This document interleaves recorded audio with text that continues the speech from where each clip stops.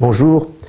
David, 25 ans, a été trouvé mort dans la petite chambre d'hôtel qu'il occupait. L'autopsie n'a rien révélé d'officiel sur les causes du décès, mais dans l'entourage de David, on chuchote. Les uns parlent de drogue, les autres disent que sa mort serait due à une surdose de médicaments.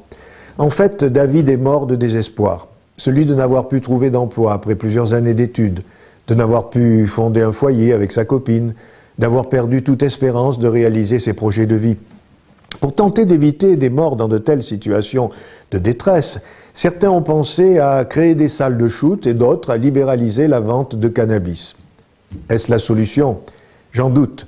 Ce n'est pas cela qui permettra aux jeunes désespérés de donner un sens à leur vie. Savez-vous qu'avec un chiffre d'affaires estimé entre 300 et 500 milliards de dollars, le trafic de drogue est devenu le deuxième marché économique au monde, juste derrière les armes, mais devant le pétrole. Les bénéfices sont de l'ordre de 200 milliards de dollars et le blanchiment d'argent sale de 150 milliards. Les profits des petits et grands trafiquants sont immenses, ce commerce est extrêmement lucratif et le marché de la drogue est celui qui connaît actuellement la plus forte expansion. Alors, peut-on se voiler la face devant les symptômes d'une société malade, d'une société qui refuserait d'entendre la clameur d'une jeunesse qui a perdu toute espérance et qui vit dans la peur de l'avenir?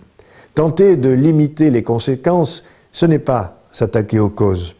Les jeunes se droguent de plus en plus tôt.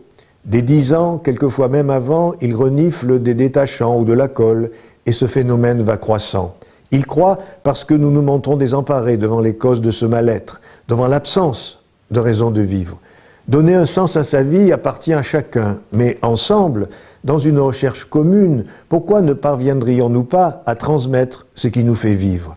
C'est dans un partage courageux de nos doutes et de notre foi en l'homme, et pour certains en Dieu, que se trouve la réponse. Le secret du bonheur ne serait-il pas dans la disponibilité pour rendre l'autre heureux? À bientôt.